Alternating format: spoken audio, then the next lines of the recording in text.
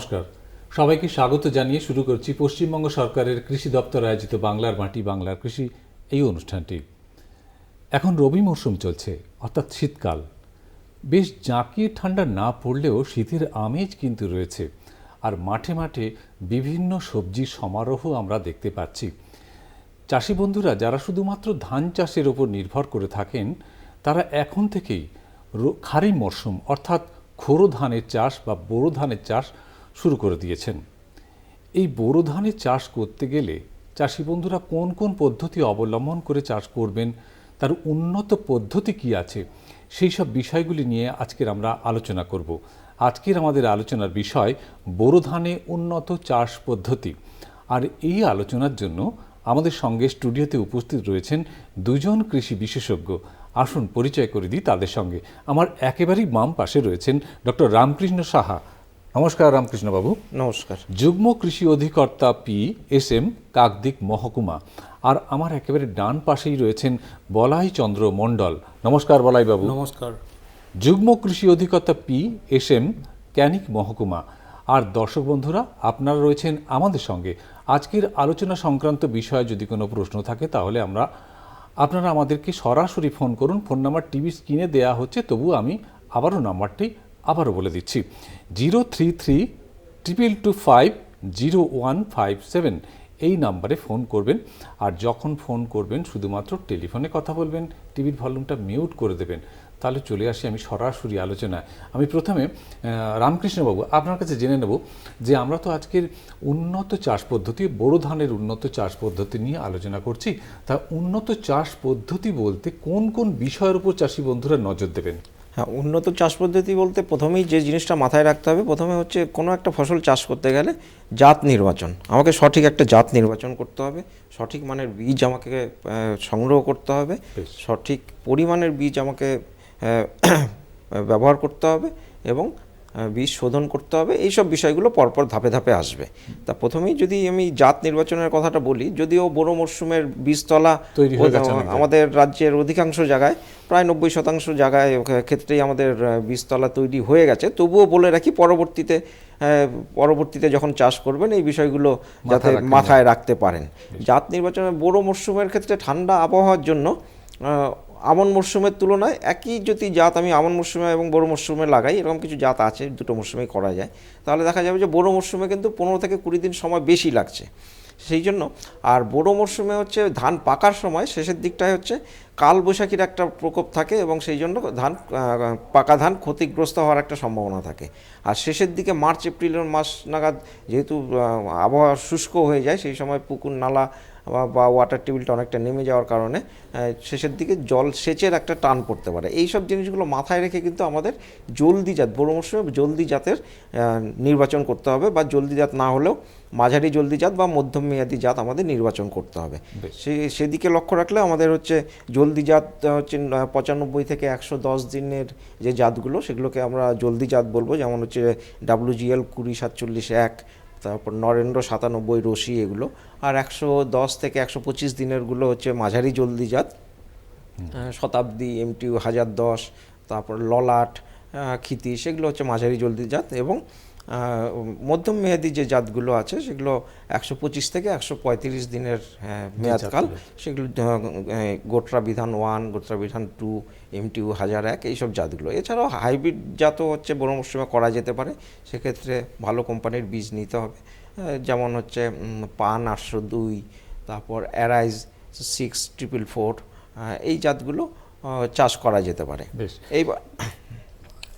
এবার হচ্ছে যদি হচ্ছে বীজের মানের কথা বলি, তাহলে কিন্তু বাজার থেকে সংশিত বীজ ক্রয় করতে হবে। সংশিত বীজ মানে হচ্ছে সিল প্যাকেট বাজার থেকে নিতে হবে। ধানের ক্ষেত্রে 30 কেজির বস্তা পাওয়া যায়, সেই বস্তার গায়ে দুটো ট্যাগ লাগানো থাকবে, একটা সাদা রঙের ট্যাগ এবং একটি হালকা আকাশি রঙের ট্যাগ। এটা হচ্ছে সার্টিফিকেশন ট্যাগ, মানে সংশিত বীজ। এই বীজটা বোঝা যাবে যে ভালো মানের বীজ। সিল প্যাকেট দেখে আমাদের বীজটাকে ক্রয় করতে হবে। আর বীজের হার যদি বলি, বীজ হচ্ছে যদি সরু ধান হয় সেক্ষেত্রে আমাদের 1 একরের জন্য 20 কেজির মতো আমাদের বীজ লাগবে। আর মোটা ধান হলে 24 কেজির মতো আমাদের 1 একরের জন্য বীজ ধান আমাদের লাগবে। এবার যেটা গুরুত্বপূর্ণ বিষয় সেটা হচ্ছে বীজ শোধন। যে কোনো ফসলের ক্ষেত্রে এটা গুরুত্বপূর্ণ বিষয়, বীজ শোধন করে আমাদের লাগাতে হবে। বীজ শোধন মানে হচ্ছে বীজের টিকাকরণ। আমাদের ধানের ক্ষেত্রে বীজ শোধন করতে গেলে আমাদের কার্বেন্ডাজিম দিয়ে আমাদের বীজ শোধন করতে হবে। কার্বেন্ডাজিম হচ্ছে 3 গ্রাম প্রতি লিটার জলে ভালো করে গুলে নিতে হবে। এই মাত্রায় গুলে তারপর আমাদের বীজটাকে ভিজিয়ে দিতে হবে। আমরা সাধারণত হচ্ছে ধানের ক্ষেত্রে হচ্ছে বীজ আমরা এমনিতেই ভিজিয়ে রাখি, শেষের দিকে 8 থেকে 10 ঘন্টা এই রোগনাশক গোলা জলে আমরা ভিজিয়ে রাখবো। এবার এই এটা একটা ছত্রাকনাশক কার্বেন্ডাজিমটা। ছত্রাকনাশকের সাথে আমরা একটা ব্যাকটেরিয়ানাশকও ব্যবহার করতে পারি, স্ট্রেপ্টোমাইসিন প্লাস টেট্রাসাইক্লিনের যে কম্বিনেশন প্রোডাক্ট একটা পাওয়া যায়, সেটা আমরা ব্যবহার করলে সেটার মাত্রা হবে 1 গ্রাম 10 লিটার জলে। কার্বেন্ডাজিম যেমন 3 গ্রাম 1 লিটার জলে, এটা হচ্ছে 1 গ্রাম 10 লিটার জলে। এই মাত্রায় আমরা একই সাথে আমরা মিশিয়ে দিতে পারি, তাহলে ব্যাকটেরিয়ার থেকেও একটা সুরক্ষা দেবে। এই বিষয়গুলো মাথায় রাখতে হবে। আর এর সাথে আর একটা গুরুত্বপূর্ণ বিষয় যেটা বলবো, সেটা হচ্ছে এটা সব কৃষকরা হয়তো করেন না, বীজ বাছাই, লবণ জলে বীজ বাছাই। এটা একটা গুরুত্বপূর্ণ বিষয়। লবণ জলে বীজ বাছাই মানে হচ্ছে 10 লিটার জলে 1 কেজি 650 গ্রাম আমরা যদি লবণ জলে গুলে নিই, জলের ঘনত্বটা বেড়ে যাবে। এরপর যদি আমরা বীজ ধানটাকে ওর মধ্যে ডুবিয়ে দিই, তাহলে দেখা যাবে যে চিটে ধানগুলো এবং অপুষ্ট দানাগুলো ভেসে উঠবে, সেগুলোকে আমরা ফেলে দেবো। যেগুলো ডুবে থাকবে সেই ধানটাকে তৎক্ষণাৎ আমরা তুলে নেব, তুলে নিয়ে সেই লবণটাকে পরিষ্কার জলে আরও 2-3 বার ধুয়ে সেই বীজটাকে আমরা ব্যবহার করব। এক্ষেত্রে কী হবে, অপুষ্ট দানাগুলো যেগুলোর থেকে গাছ হয়তো বেরোবে কিন্তু সুস্থ সবল গাছ আমরা পাবো না, সেই জন্য ওগুলোকে বাদ দিয়ে দেবো। সেগুলো বাদ দেওয়ার জন্য এই লবণ জলে বাছাইটা করতে হবে। এটা কিন্তু কৃষক ভাইরা করলে সুফল পাবেন। অর্থাৎ এগুলো এখন হয়তো বীজতলাটা অনেকেই তৈরি করেছেন বা বীজ নির্বাচন করে ফেলেছেন, আগামী দিনে যারা নিশ্চয়ই এমন বোরো ধান চাষ করবেন তারা কিন্তু এইগুলো নজর দেবেন। রামকৃষ্ণবাবু যেমনভাবে বললেন, বলাইবাবু আপনার কাছে যাই, যে বীজতলার তৈরি একটা খুবই গুরুত্বপূর্ণ। তাহলে বীজতলা তৈরি করতে গেলে চাষি বন্ধুরা কিভাবে নজর দেবেন বা কিভাবে তৈরি করবেন বীজতলা, যদি একটু খুলে বলেন। হ্যাঁ, সমস্ত ফসলের মতো ধানের ক্ষেত্রেও কিন্তু বীজতলা তৈরি একটা খুব গুরুত্বপূর্ণ বিষয়। প্রথমেই বলে রাখি, ধানের জমিতে যে বীজতলার পরিমাণ হওয়া উচিত মূল জমির ঠিক 10 ভাগের 1 ভাগ। অর্থাৎ আপনার যদি 20 কাঠা মূল জমি বা 1 বিঘে মূল জমি আমরা ধান রোপণ করতে চাই, তাহলে বীজতলার পরিমাণ হবে আপনার 2 কাঠা। এই 2 কাঠা জমি আমাকে ভালো করে চাষ দিয়ে জমি তৈরি করতে হবে। জমিটা চাষ কখন দেবো? প্রথম চাষটা আমরা বীজ বপনের কমপক্ষে 15 দিন আগে দেব। সেই সময় ভালো করে চাষ দেওয়ার সঙ্গে সঙ্গে 2 কাঠা জমির জন্য কমপক্ষে 30 থেকে 40 কেজি ভালো করে পচানো জৈব সার ছড়িয়ে দেবো, দিয়ে জমির মধ্যে জল ঢুকিয়ে চাষ দেব। এরপর জমিটাকে 1 সপ্তাহ ফেলে রেখে পরের সপ্তাহে দ্বিতীয় চাষটি দেব। দ্বিতীয় চাষ দেওয়ার পরে তৃতীয় সপ্তাহে গিয়ে আমরা বীজ বপন করব। সেই সময় চাষ দেওয়ার আগে ভালো করে জমিটাকে চাষ দিয়ে ভালো করে মই দেবো। মই দেওয়ার সময় আমরা কিছুটা রাসায়নিক সার দিতে পারি। রাসায়নিক সার মানে আমরা 2 কাঠা জমির জন্য যেটা করতে পারি, ইউরিয়া দেবেন আপনারা 1 থেকে 1.5 কেজি, সিঙ্গেল সুপার ফসফেট 3 থেকে 4 কেজি এবং পটাশ সার দেবেন 1 কেজি 2 কাঠা বীজতলার জন্য। এইটা দিয়ে ছড়িয়ে দিয়ে ভালো করে মই দিয়ে জমিটাকে 2 থেকে 3 সেন্টিমিটার মতো জল বাঁধিয়ে রাখতে হবে। আমরা কিন্তু সেদিন বীজটা বপন করব না, বীজটা বপন করব ঠিক তার পরের দিনে। যখন জলটা একটু টেনে যাবে বা আপনার মাটিটা একটু থিতু হয়ে যাবে, সেই সময় যদি আমরা পরের দিনে অঙ্কুরিত বীজটা ওখানে ফেলি, তাহলে কিন্তু চারাটা প্রত্যেকটা কলা আপনার ওখানে ধরে ফেলবে এবং ভালো করে চারা অঙ্কুরোদ্গম হবে। এখানে আরও একটু জিনিস মনে রাখতে হবে কৃষক বন্ধুদের, বীজতলার চারাটা যখন বড় হচ্ছে, সেই সময় তো চারা বড় হওয়ার পরে আমরা সাধারণত করি কি, যে যখন চারাটা রোপণ করতে যাই, বীজতলা শোধনও একটা খুব গুরুত্বপূর্ণ বিষয়। বীজতলা শোধন করতে গেলে যেটা করতে হয়, বীজ শোধন করতে হবে প্লাস বীজতলাটাকেও শোধন করতে হবে। হ্যাঁ, যেমন বীজ শোধন যেমন খুব দরকার, পাশাপাশি বীজতলা শোধনটাও কিন্তু খুব অত্যন্ত গুরুত্বপূর্ণ। বীজতলা শোধনের সময় আমরা শুধুমাত্র ছত্রাকনাশক দেবো না, তার সঙ্গে সঙ্গে একটা পোকার জন্য একটা কীটনাশকও দেবো। এটা কখন দিই? কৃষক বন্ধুরা যেটা করেন, আপনার চারাটা যখন রোপণ করতে চান তার ঠিক 7 থেকে 10 দিন আগে ওনারা করেন কিছুটা ইউরিয়া ছড়িয়ে দেন। সেই ইউরিয়াটা হচ্ছে 2 কাঠা বীজতলাতে সাধারণত 500 থেকে 750 গ্রাম মতো ইউরিয়া ছড়ান। ইউরিয়া যখন ছড়াতে চাইছেন ঠিক তখনই বীজ শোধনটা বা বীজতলা শোধনটা করতে হবে। বীজতলা শোধনের জন্য যেটা করতে হয়, আপনার প্রথমে আমরা একটা ছত্রাকনাশক দেবো।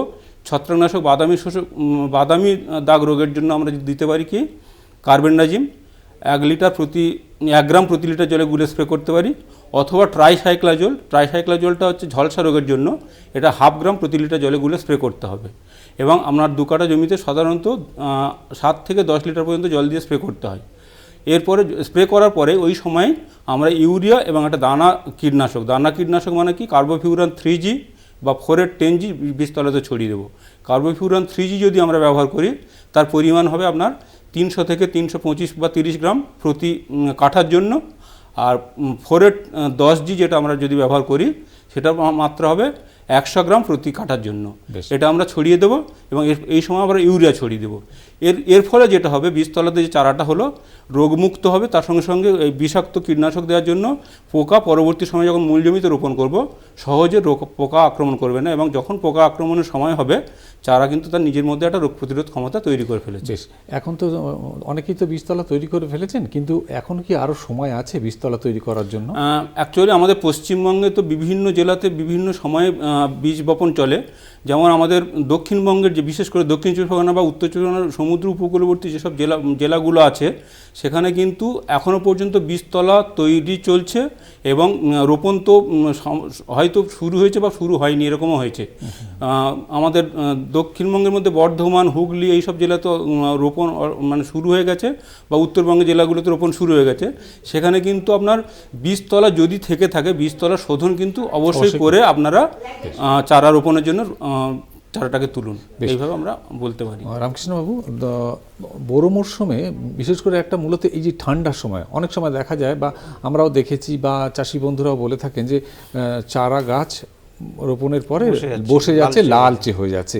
এটা কেন হচ্ছে বা তার প্রতিকার কি আছে? হ্যাঁ, এই সমস্যার সম্মুখীন হন অনেক কৃষকরাই।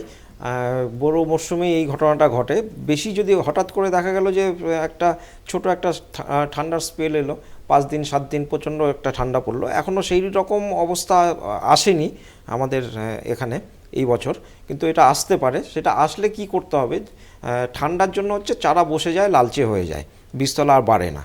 এটার জন্য যেটা করতে হবে, প্রথমেই বীজতলা তৈরির সময় কিন্তু মাথায় রাখতে হবে আমি পর্যাপ্ত পরিমাণে জৈব সার দেবো। জৈব সার শুধু গাছকে যে খাবার সাপ্লাই দিচ্ছে তাই নয়, জৈব সার কিন্তু মাটির স্বাস্থ্যটাকে ভালো লাগছে, মাটিটাকে কিন্তু দ্রুত ঠান্ডা হতে দেবে না, মাটিটাকে গরম রাখবে। এই যে ঠান্ডা যদি পড়ে তাহলে কিন্তু সেই সমস্যাটা আসবে না। অতএব পর্যাপ্ত পরিমাণে জৈব সার প্রথমেই আমরা দেব।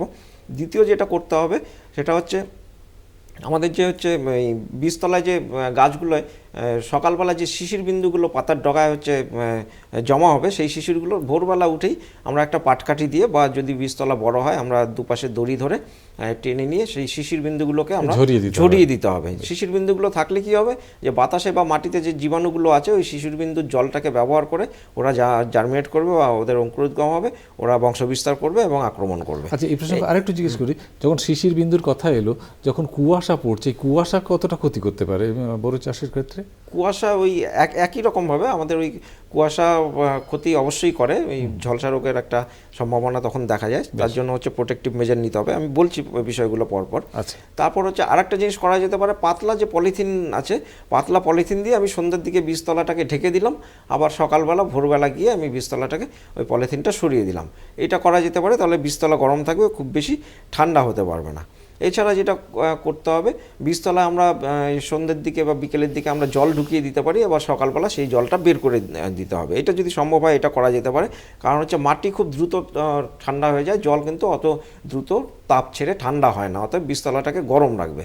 এছাড়া আমাদের প্রোটেক্টিভ মেজার হিসাবে এই যে কুয়াশার জন্য বিভিন্ন জীবাণুর আক্রমণ হতে পারে, তার জন্য যেটা করতে হবে সেটা আমাদের প্রোটেক্টিভ মেজার হিসাবে একটা রোগনাশক বা ছত্রাকনাশক আমাদের একটা স্প্রে করে দিতে হবে। সেটা 1 গ্রাম কার্বেন্ডাজিম আর 2 গ্রাম ম্যানকোজেব, দুটো একসাথে 1 লিটার জলে এই মাত্রায় মিশিয়ে আমাদের একটা স্প্রে করে দিতে হবে। এটা প্রোটেক্টিভ মেজার হিসাবে আমাদের থাকবে। এছাড়াও আমরা যেটা করতে পারি, আমরা একটা জিঙ্ক স্প্রে করে দিতে পারি, জিঙ্ক অনুখাদ্য, চিলেটেড জিঙ্ক 1/2 গ্রাম প্রতি লিটার জলে গুলে এই মাত্রায় আমরা বীজতলা আমরা স্প্রে করে দিতে পারি। এই কাজগুলো যদি করা যায়, তাছাড়া একটা গুরুত্বপূর্ণ যেটা করতে হবে সেটা হচ্ছে ছাই, পুরনো ছাই বা খড় পোড়ানো ছাই যেটা আছে বীজতলায় আমরা ছড়িয়ে দিলাম, অথবা আমরা ছাই যদি আমি হাতের কাছে না পাই সেক্ষেত্রে আমরা মিউরেট অফ পটাশ সার আমরা 2 কাঠা বীজতলার জন্য 1.5 কেজি আমরা ছড়িয়ে দিতে পারি। কারণ ছাইয়ের মধ্যেও পটাশ আছে, এবং এই পটাশ প্রতিকূল অবস্থা থেকে, প্রতিকূল যে পরিবেশ তার থেকে কিন্তু গাছকে রক্ষা করে। আচ্ছা, এবারে বলাইবাবু একটু বলুন যে আপনি তো বলেছেন যে বীজতলা শোধন করতে হবে, কিন্তু এই বীজতলা শোধনের পর যখন মূল জমিতে চাষি বন্ধুরা এই বীজতলাকে রোপণ করবেন, সেইটাকে কিভাবে মূল জমি তৈরি করবেন, এবং সেই সঙ্গে সঙ্গে সারের ব্যাপার আমরা জানি অনেকটাই সার দিতে হয়, কি সার কত পরিমাণে দিতে হবে যদি বলেন। বর্তমানে এখন তো আপনার রোপণ চলছে এবং কৃষক বন্ধুদের মনে রাখা উচিত বীজতলা মানে মূল জমিতে যখন আমরা রোপণ করতে চাইব সেই সময় কিন্তু জমিতে আমরা যথেষ্ট পরিমাণে জৈব সার যোগ করতে হবে। আমাদের কৃষক বন্ধুরা যেটা করেন রাসায়নিক সারকে গুরুত্ব দেন কিন্তু জৈব সারকে অতটাই গুরুত্ব দেন না।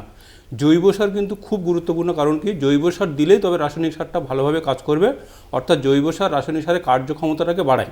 সেক্ষেত্রে বলা হচ্ছে যে বিঘে প্রতি কমপক্ষে 10 থেকে 12 বা 13 কুইন্টাল যদি জৈব সার প্রয়োগ করা হয় খুব ভালো হয়।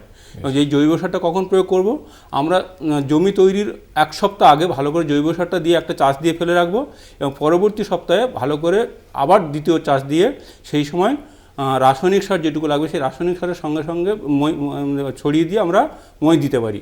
তো রাসায়নিক সার যেটা লাগে আপনার সাধারণত আমরা কৃষক বন্ধুরা 2 ধরনের ধান চাষ করে থাকেন। আমার রামকৃষ্ণবাবু বললেন, একটা হচ্ছে হাইল্ডিং বা উচ্চ ফলনশীল জাত, আর একটা হচ্ছে হাইব্রিড জাত। হাইব্রিড জাতের ক্ষেত্রে রাসায়নিক সারটা একটু বেশি লাগে, উচ্চ ফলনশীল জাতের একটুখানি কম লাগে। তো উচ্চ ফলনশীল জাতের যেটা আপনার রাসায়নিক সার লাগে সেটা আমরা যদি বলি ইউরিয়া লাগে সাধারণত 1 বিঘে জমির জন্য মোট 38 কেজি মতো ইউরিয়া লাগে। এই 38 কেজি ইউরিয়াটাকে আমরা 3টে ভাগে ভাগ করব। 38 কেজির 4 ভাগের 1 ভাগ অর্থাৎ আমরা 9.5 কেজি ইউরিয়া মূল সার হিসেবে দেব। আর এই সময় আমরা দেবো বিঘে প্রতি আবার ফসফেট সার, যেটা সিঙ্গেল সুপার ফসফেট 54 কেজি মতো সিঙ্গেল সুপার ফসফেট, আর পটাশ সার দেবো 7.5 কেজি মতো। এইটা দেবো জমি তৈরির সময়ে যখন রোপণ করতে চাইছি তখন হচ্ছে মূল সারটা দিয়ে ভালো করে চাষ দিয়ে মই দিয়ে আমার জমিটাকে তৈরি করে নেব, এরপর আমরা রোপণ করব। এর পরবর্তী সময়ে আমার চাপান সারও দিতে হয়। প্রথম চাপানটা সাধারণত দিতে হবে চারা রোপণের 15 থেকে 25 দিনের মধ্যে। সাধারণত কৃষক বন্ধুরা যেটা করেন 20-22 দিনের মাথায় প্রথম চাপান সারটা দেন। প্রথম চাপান সার হিসেবে যেটা দিতে হবে আপনার শুধুমাত্র ইউরিয়া। ইউরিয়া এখানে লাগে সাধারণত আমরা 19 কেজি মতো লাগে 1 বিঘে জমির জন্য। আর দ্বিতীয় চাপান যেটা দেওয়া হয় সেটা চারা রোপণের 40 থেকে 45 বা 50 দিনের মধ্যে দিতে হয়, অর্থাৎ থোড়া সার ঠিক আগে আগে। এই সময় আমরা দেব ইউরিয়া এবং পটাশ সার। ইউরিয়া মানে আমরা দেব 9.5 কেজি, মানে সর্বোচ্চ পরিমাণ 9.5 কেজি। যদি পাতার রং কালচে সবুজ হয় একটু কমানো যেতে পারে। আর পটাশ সার যেটা মিউরেট অফ পটাশ লাগবে আপনার 7 কেজি। এক্ষেত্রে যেটা বলে রাখার দরকার যে এই যে রাসায়নিক সারগুলো দিচ্ছি, রাসায়নিক সারগুলো জৈব সারের সঙ্গে সামঞ্জস্য রেখে দেওয়া হয়। আর মাটির যে আমরা বলি যে মাটিতে সমস্ত ধরনের সারগুলো মাঝামাঝি পরিমাণে আছে এই হিসেব করে আমরা দিই রাসায়নিক সারগুলো পরামর্শ দিই। এটা গেল উচ্চ ফলনশীল জাতের জন্য পরামর্শ। আর যদি আমরা হাইব্রিড করি আরেকটু সার বাড়াতে হবে, সেখানে ইউরিয়াটা লাগবে মূল সারের সময় 10 কেজি, এর সঙ্গে হচ্ছে আপনার সিঙ্গেল সুপার ফসফেট সারটা লাগবে 62 থেকে 63 কেজি, পটাশ সারটা লাগবে 8 কেজি। আর প্রথম চাপানে ইউরিয়া লাগবে প্রায় 20 কেজি, কোনো আর অন্য সার নয়। আর দ্বিতীয় চাপানে ইউরিয়া লাগবে 10 কেজি, পটাশ সার লাগবে 8 কেজি। কৃষক বন্ধুরা যেটা ভুল করেন সাধারণত যখন প্রথম চাপান দেন ওনারা ইউরিয়ার পরিবর্তে বেশিরভাগ ক্ষেত্রে দেখা যায় যে মিশ্র সার অর্থাৎ ডিএপি বা 10 এনপিকে 10-26-26 বা এনপিকে 14-35-14 এই জাতীয় সারগুলো দিয়ে থাকেন। কিন্তু বলে রাখা ভালো ডিএপি বা এই জাতীয় সারের মধ্যে ফসফরাস যেটা থাকে, ফসফরাসটা ধান গাছের ক্ষেত্রে চাহিদা শুরুতেই, পরের দিকে যদি আমরা দিতে চাই তাহলে কিন্তু গাছের খুব একটা কাজে লাগে না। আপনার 5 থেকে 7% গাছ কাজে লাগায়, বাকিটা কিন্তু ফসফরাস মাটিতে আবদ্ধ হয়ে যায়। অর্থাৎ শুরুতেই ফসফরাসটা দেওয়া দরকার। যদি মিশ্র সারও দিতেও চান শুরুতে দিন, পরবর্তী সময়ে মিশ্র সার দিয়ে আপনারা চাপান দেবেন না, এতে আপনার পয়সার খরচ বাড়বে কিন্তু গাছের খুব একটা উপকারে আসে না। বেশ, খুব সুন্দর তথ্য আপনি তুলে ধরেছেন রামকৃষ্ণবাবু। এবারে আপনার কাছে জেনে নেব যে বলাইবাবু তো অনেকক্ষণ ধরে ইউরিয়া সারের কথাই বললেন এবং চাষি বন্ধুরা সেটা প্রয়োগ করেও থাকেন মাঠে, কিন্তু বর্তমানে একটা সারের কথা আমরা জানতে পেরেছি বা প্রচলন হয়েছে, সেটা হচ্ছে ন্যানো ইউরিয়া। এই ন্যানো ইউরিয়াটা কি এবং কিভাবে চাষি বন্ধুরা তাদের জমিতে প্রয়োগ করবেন? হ্যাঁ, ন্যানো ইউরিয়াটা বিজ্ঞানের একটা নতুন আবিষ্কার। এটা বাজারে এখন অ্যাভেলেবেল, বাজারে আসতে শুরু করেছে। ন্যানো ইউরিয়া আমাদের রাজ্য সরকারের জাতীয় খাদ্য সুরক্ষা মিশন যে প্রকল্প, সেই প্রকল্পের মাধ্যমে দেওয়া হচ্ছে। ন্যানো ইউরিয়া কৃষকদের মধ্যে দেওয়া হচ্ছে এর প্রচলন বাড়ানোর জন্য, কৃষকদের এর ব্যবহার সম্পর্কে অবহিত করার জন্য। ন্যানো কথাটার অর্থই হচ্ছে ক্ষুদ্র, খুব ছোট ছোট পার্টিকেল, দানার সাইজ খুব ছোট, ইউরিয়ার থেকে অনেক ছোট। এবার এটা হচ্ছে লিকুইড ফর্মে থাকে। ন্যানো ইউরিয়াতে হচ্ছে আপনার 4% হচ্ছে নাইট্রোজেন থাকে, এটা একটা নাইট্রোজেনাস ফার্টিলাইজার, 4% নাইট্রোজেন থাকে। ন্যানো ইউরিয়া আমরা সাধারণত এই মুহূর্তে আমরা কৃষকদের দিচ্ছি এবং চাপান হিসাবে ব্যবহার করার কথা বলছি। এই চাপান সারের কথা বলা যাবে, যেরকম বললেন 2বার চাপান দেওয়ার কথা, সেরকম হচ্ছে ন্যানো ইউরিয়া আমরা 1 থেকে 2বার ব্যবহার করতে পারি। এর মাত্রা হবে 2 থেকে 4 মিলিলিটার প্রতি লিটার জলে গুলে এটাকে স্প্রে করতে হবে। এবার প্রথম স্প্রেটা ওই প্রথম চাপান যখন দিচ্ছি তখনই আমরা ওই চাপান হিসাবে আমরা স্প্রে করতে পারি। স্প্রে করলে আমরা যে ইউরিয়া দিয়ে যে চাপান দিচ্ছি সেই চাপানটাকে আমরা অর্ধেক করে দেবো, যতটা দেওয়ার কথা। যদি 20 কেজি প্রথম চাপান দেওয়ার কথা থাকে তাহলে আমরা সেখানে 10 কেজি দেবো, আর ন্যানো ইউরিয়া দিয়ে একটা স্প্রে করে দেবো। ন্যানো ইউরিয়া স্প্রে করলে হয় কি, বিন্দুর সাইজ খুব ছোট সূক্ষ্ম, সেই জন্য এটা হচ্ছে পাতার যে পত্ররন্ধ্র দিয়ে খুব সহজেই হচ্ছে পাতার মধ্যে ঢুকে যাবে, গাছের মধ্যে ঢুকে যাবে। আর এর এফিকাসি বা এর হচ্ছে ইউটিলাইজেশন বা এর হচ্ছে যে 85 থেকে 90% হচ্ছে গাছ ব্যবহার করতে পারছে। আর ইউরিয়ার ক্ষেত্রে কিন্তু ইউরিয়াকে বলা হয় হচ্ছে হেঁটে চলে বেড়ায়, জমিতে দিলেই হচ্ছে কিছুটা লিচ করে মাটির নিচে চলে যাবে, কিছুটা অ্যামোনিয়া গ্যাস হয়ে আকাশে বাতাসে উড়ে চলে যাবে, 25% মাত্র গাছ ব্যবহার করতে পারে। সেই জন্যই ধাপে ধাপে ইউরিয়া সারটাকে দেওয়ার কথা বলা হয়, একবারে দেওয়া হয় না, 2-3টে চাপানে দেওয়া হয়। কিন্তু ন্যানো ইউরিয়ার ক্ষেত্রে কিন্তু ব্যবহার গাছ হচ্ছে 85 থেকে 90% গাছ ব্যবহার করতে পারে। বেশ, আচ্ছা, এই ন্যানো ইউরিয়া কি সব সারের দোকানে পাওয়া যাচ্ছে?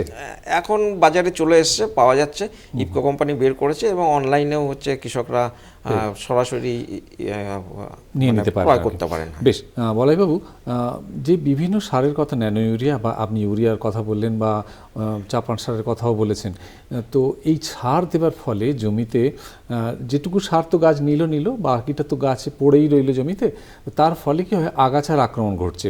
এই আগাছা গাছের খুব ক্ষতি করে।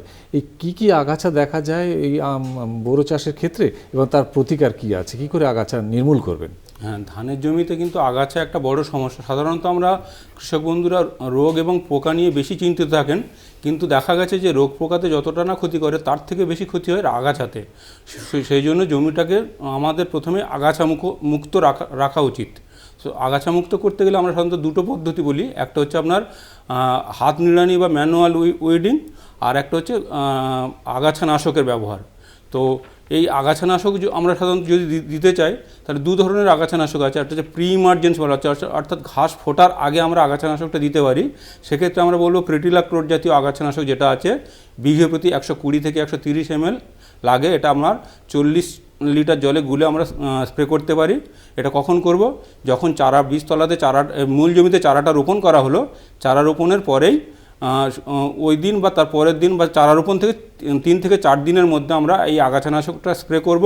স্প্রে করার সময় খেয়াল করতে হবে গাছের গায়ে যেন খুব একটা আগাছানাশক না লাগে, শুধুমাত্র 2টো সারির মাঝখানে লাগবে। এবং আমরা আগাছানাশকটা স্প্রে করার সময় পিছন দিকে হাঁটবো, সামনে এগিয়ে যাব না। কারণ যদি আমাদের যেখানে পায়ের মানে এটা পড়বে, দাগটা পড়বে, সেখানে কিন্তু ঘাস ফুটতে পারে। এই জন্য আমরা পিছন দিকে হেঁটে যাব। এটা গেল আপনার প্রি ইমার্জেন্স আগাছানাশক প্রয়োগের পদ্ধতি। অর্থাৎ খুব সন্তর্পণে মানে আগাছা স্প্রেগুলোকে করতে হবে যাতে গাছের কোনো ক্ষতি না হয়। আচ্ছা, আরও একটা আগাছানাশক এসছে পোস্ট ইমার্জেন্স। সেটা হচ্ছে আপনার সাধারণত ওই 20-22 দিন যখন আমরা চারার বয়স হচ্ছে তখন একটা আগাছানাশক আমরা দিতে থাকি, সেটা হচ্ছে 20 পাইরিবেক সোডিয়াম বলা হচ্ছে। সেটা হচ্ছে আমার লাগে একর প্রতি 50 গ্রাম 50 ml। এটা আমরা স্প্রে করতে পারি সাধারণত 120 লিটার জলে গুলে আমরা এটা স্প্রে করব। এটা কিন্তু ওই একই পদ্ধতি, গাছের গায়ে কম লাগবে, শুধুমাত্র 2টো সারির মধ্যে দিয়ে মানে স্প্রে করা উচিত। এই সময় জমিতে জল যেন একটা না থাকে। রামকৃষ্ণবাবু, খুব মানে সময় একেবারে শেষের দিকে চলে যাচ্ছি, একটু জেনে নিই যে অনুখাদ্য হিসেবে কি ব্যবহার করবেন? আমি খুব সংক্ষেপে বলে দিচ্ছি। জৈব সার আমাদের কৃষকরা খুব কম ব্যবহার করেন বলেই হচ্ছে এই অনুখাদ্যের সমস্যাগুলো প্রকট হচ্ছে। আর একই জমিতে বারবার একই ফসল চাষ করলে এই অনুখাদ্যের সমস্যা আরও ঘাটতি লক্ষ্য করা যায়। যেমন একই জমিতে যদি আমন ধান তারপরে যদি বোরো ধান করি এবং এই জিনিস যদি বারবার করি তাহলে সেই জমিতে দস্তার অভাব দেখা দেবেই।